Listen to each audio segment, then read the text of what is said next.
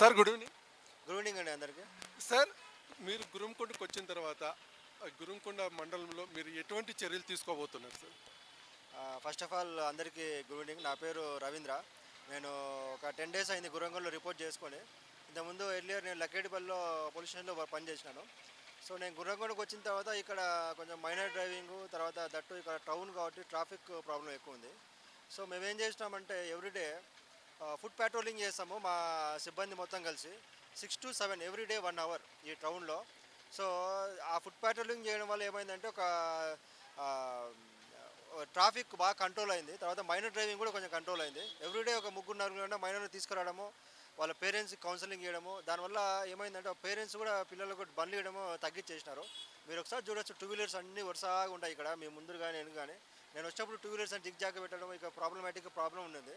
So అదొకటి చేసాము. So more over మా ఎస్పీ గారు ఎవ్రీడే ఒక హెల్మెట్ డ్రైవ్ స్పెషల్గా పెట్టమని చెప్పారు.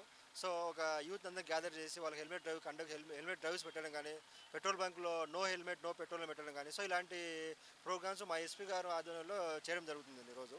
సార్ ఇప్పుడు గురుంకొండలో మెయిన్గా యూత్ అనేది ఎట్లా అంటే చాలా వరకు హెల్మెట్ అనేది ఎవరు వాడటం లేదు. వీళ్ళకి అవగాహన కూడా ఉందో లేదో తెలియదు, కానీ చాలా తక్కువ హెల్మెట్ వాడితే మాకు ఎయిర్ పోతుంది ఇది అని చెప్పని అంటున్నారు. వీళ్ళకి మీరు ఎలా కౌన్సిలింగ్ ఇస్తున్నారు? ఎగ్జాక్ట్లీ మీరు చెప్పింది 100% వాస్తవం అండి.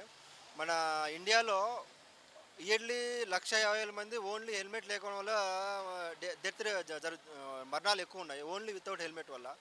సో మనం ఏం చేస్తామంటే హెల్మెట్లు ఇంతకుముందు హెల్మెట్కు ఫైన్ అనేది 135 రూపీస్ ఉంది.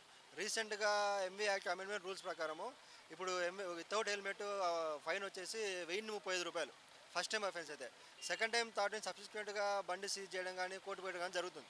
సో మేము ఈ హెల్మెట్ అనేది ఇప్పుడు స్లోగా అవగాహన వస్తుంది. మన హెల్మెట్ పెట్టుకోకపోతే ఫైన్స్ ఎక్కువ పడుతున్నాయి. ఈ మధ్య యాక్షన్ జరిగితే మెయిన్ మనకు 2 వీలర్ యాక్షన్ అయితే మెయిన్ మన హెడ్కి జరగడం వల్లనే డెత్ జరుగుతూ ఉంది. సో ఇప్పుడు కూడా స్లోగా యూత్ అనేది కొంచెం అవగాహనకు వస్తూ ఉన్నారు. సో మేము మోర్ అవగాహన సదస్సులు పెట్టడం కానీ, వాళ్ళతో కాలేజెస్ పోవడం కానీ, స్కూల్స్ పోవడం కానీ, లేదా ఒక ఈ మార్కెట్ ప్లేస్లో ఒక గ్రూప్ చేసి వాళ్ళు చెప్పడం కానీ జరుగుతుంది. సో మేము తీసుకొస్తాం నిదానంగా మార్పు. ఈ మన డిఎస్పీ గారు వచ్చేసి వితౌట్ హెల్మెట్ ఎవరైనా కానీ మైనర్ కానీ ఎవరైనా నడిపితే వాళ్ళ పేరెంట్స్ని పిలిపించి వాళ్ళకి కౌన్సిలింగ్ ఇస్తాం. పిల్లలకి ఇవ్వకని ఫస్ట్ పేరెంట్స్ కౌన్సిలింగ్ ఇచ్చి వీళ్ళకి బండి ఇవ్వద్దండి అని చెప్పని ఇది చేస్తున్నారు.